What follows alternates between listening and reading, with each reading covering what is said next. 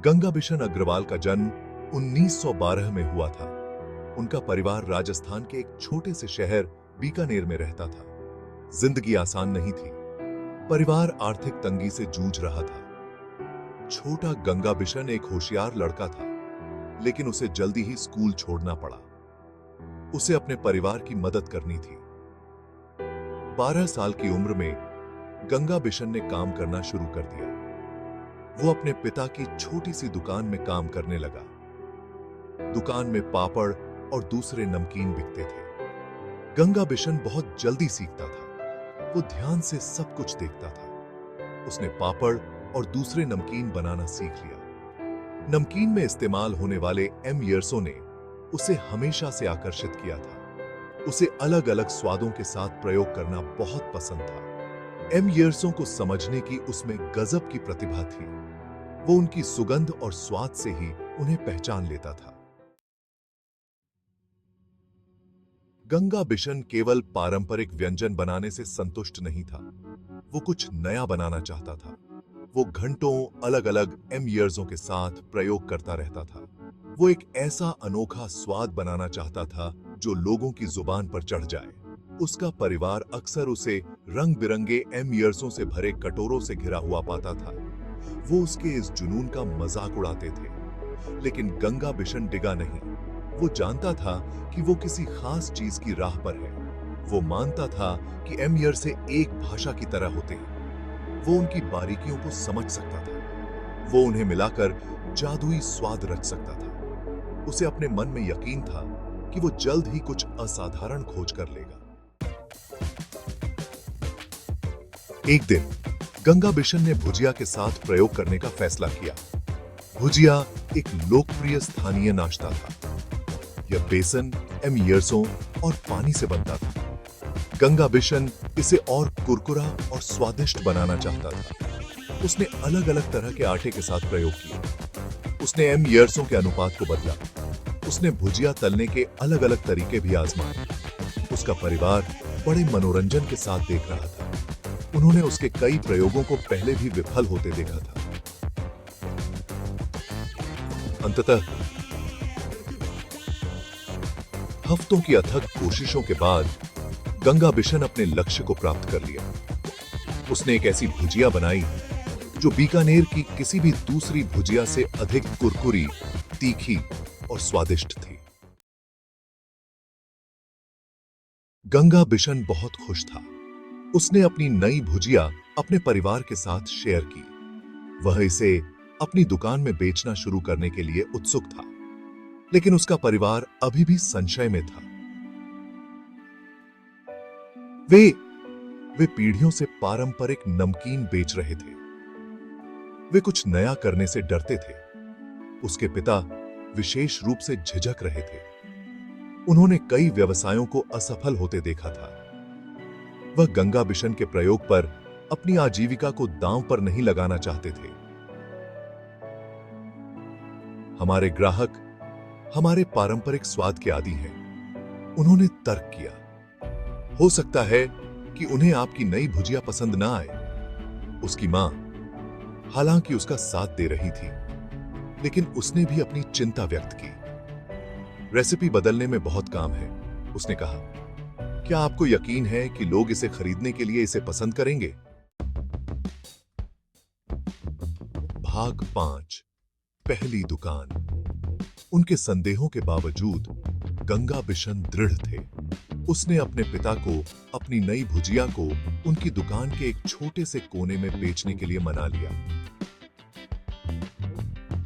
गंगा बिशन के दादा के नाम पर उन्होंने इसका नाम हल्दीराम भुजिया रखा। उसने ग्राहकों को मुफ्त सैंपल देकर शुरुआत की। लोग शुरू में कोशिश करने से हिचकिचा रहे थे, लेकिन एक बार जब उन्होंने कुरकुरी, स्वादिष्ट भुजिया चखी, तो वे इसके दीवाने हो गए। शहर में स्वादिष्ट नए नाश्ते के बारे में जल्दी ही बात फैल गई। जल्द ही गंगा बिशन की भुजिया लोगों की पसंदीदा बन गई।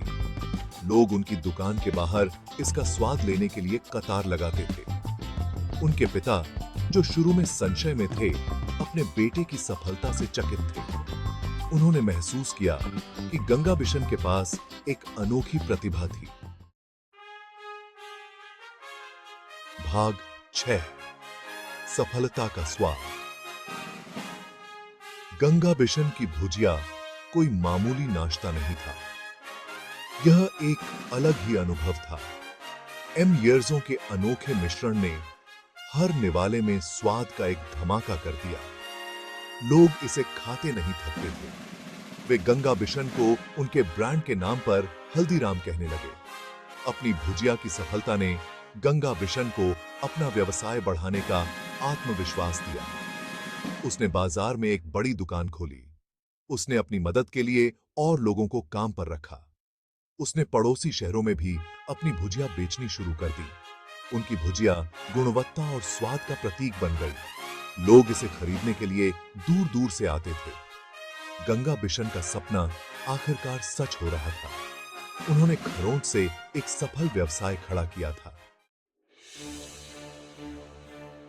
भाग 7 चुनौती।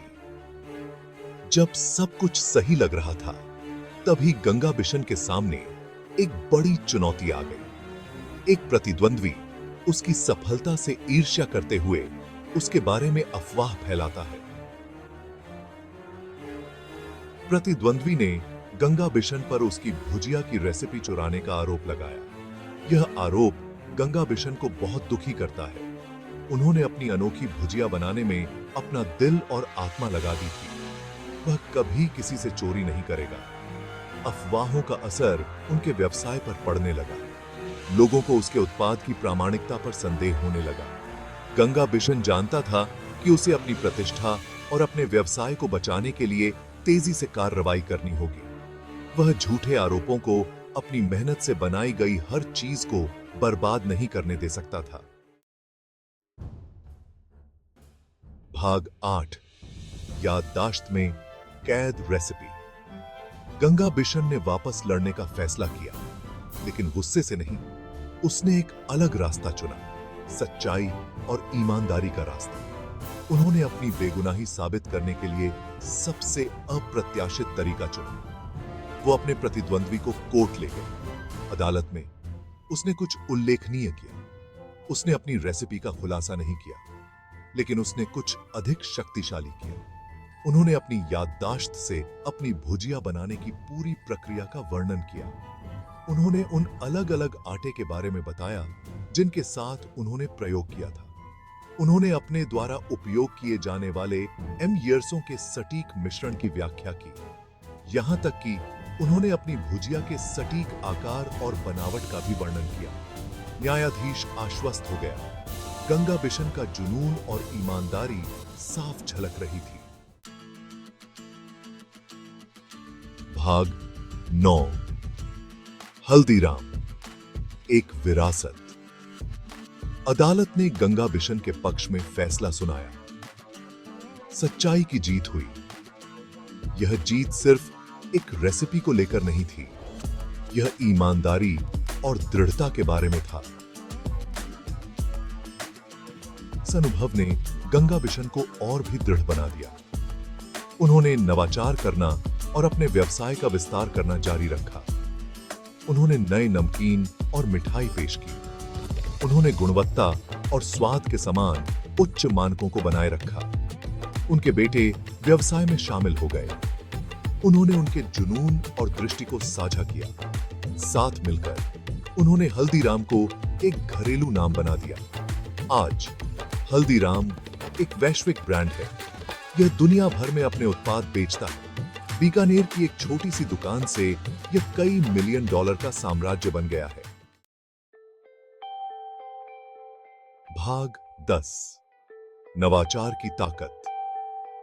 हल्दीराम की कहानी सभी के लिए प्रेरणा है। यह हमें सिखाती है कि कड़ी मेहनत, दृढ़ संकल्प और नवाचार से कुछ भी संभव है। गंगा बिशन अग्रवाल, वह लड़का जिसने खाली हाथ शुरुआत की थी, हल्दीराम बन गया, जो व्यापार की दुनिया में एक किंवदंती है। उनकी यात्रा हमें याद दिलाती है कि सफलता कोई मंजिल नहीं है, बल्कि एक सफर है।